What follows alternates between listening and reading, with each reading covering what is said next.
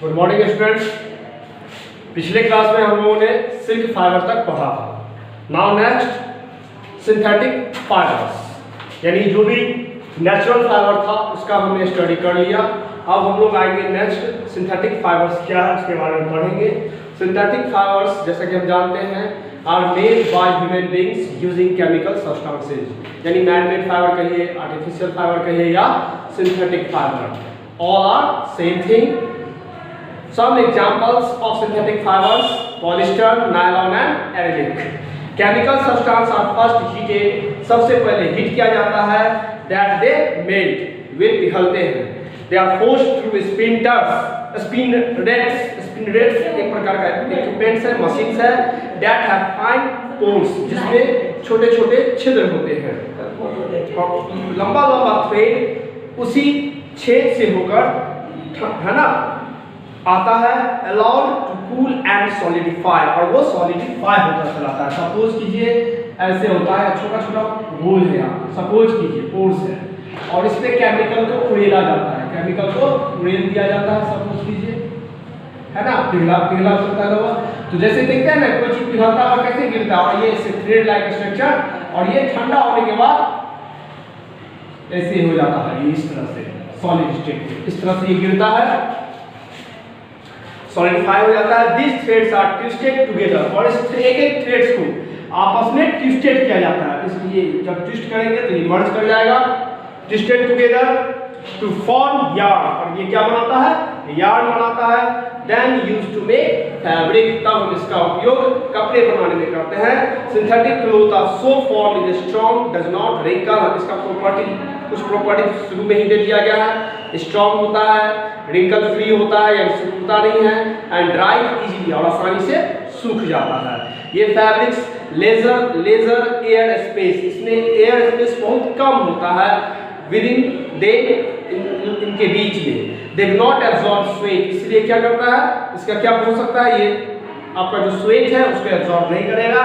And unsuitable for use in hot and humid climate, आप इस कपड़े का यूज हॉट और ह्यूमिड क्लाइमेट में नहीं कर सकते, जैसे अभी जो वेदर है इस टाइम में तो नहीं कर सकते हैं आप, यानी लंबे समय तक अभी चलेगा ये मौसम है ना, तो उस टाइम तक आप इसे यूज नहीं कर सकते हैं। Why synthetic fibers are usually mixed with other natural fibers, कभी कभी अदर नेचुरल फाइबर्स को मिलाकर इनके भी तैयार किया जाता है, जैसे सच एज कॉटन और ऊल टू मेक ब्लेंडेड फैब्रिक। जब कॉटन और ऊल को मिलाते हैं तो ब्लेंडेड फैब्रिक का फॉर्मेशन होता है।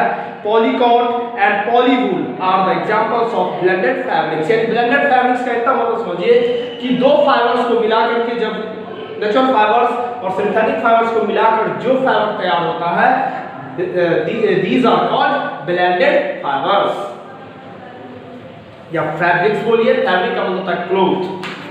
अब नेक्स्ट हम लोग पढ़ेंगे water absorbing properties of fibres. Fibres का वाटर सोखने का क्या प्रॉपर्टीज है, तो different fibres have different water absorption capacity. सभी फाइबर्स का कैपेसिटी वाटर एब्जॉर्ब करने का डिफरेंट होगा, सेम नहीं होगा।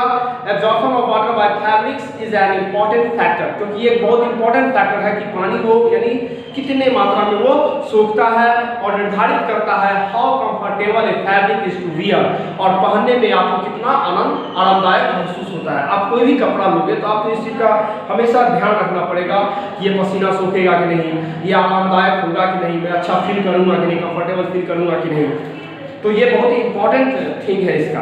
Fabrics that absorb very small amount of water are very uncomfortable, तो जो फैब्रिक ज्यादा वाटर एब्जॉर्ब नहीं करेगा तो ऑब्वियसली है कि वो अनकंफर्टेबल फील होगा उससे पहनने से।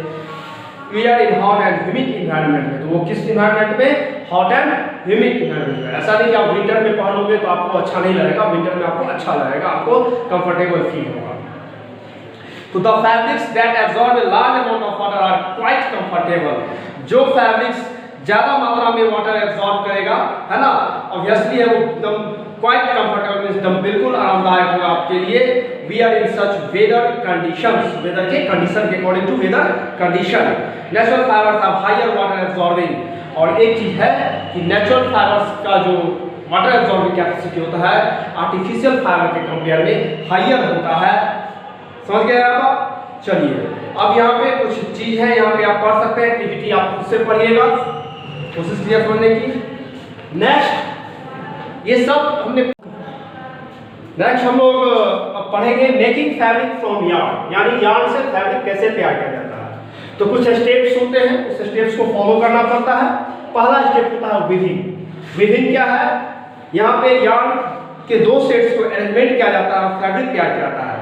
Threads are crossed over and under each other. ये थ्रेड्स है ना, तो एक ऊपर लिया जाता है और एक नीचे लिया जाता है। जैसे ये नीचे सब कुछ ये ऊपर से है, फिर एक ऐसे किया था। इस मैट को आपने देखा होगा चटाई कैसे बुना जाता है ना, यही ये होता है। आप डायग्राम में भी आप इसको क्लियरली देख सकते हैं।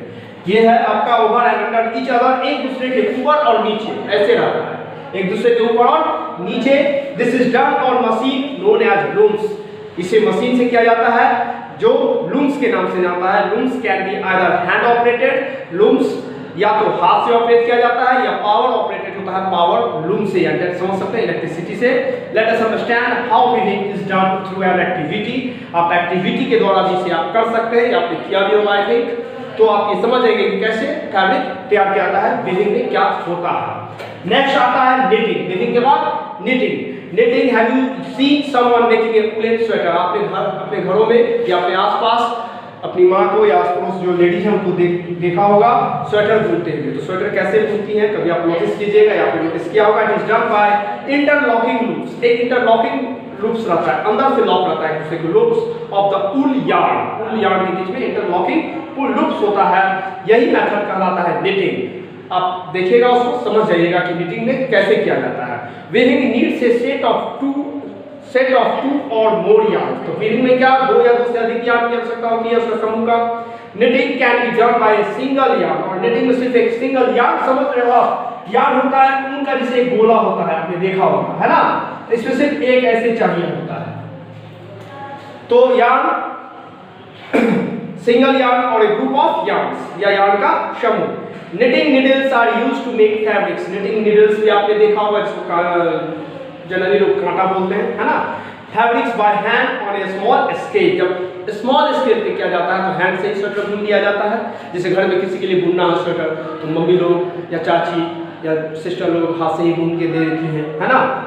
इन फैक्ट्रीज, लेकिन फैक्ट्रीज में knitting is done using machine. लेकिन फैक्ट्रीज में तो लार्ज स्केल पे आपको प्रोडक्शन करना होता है।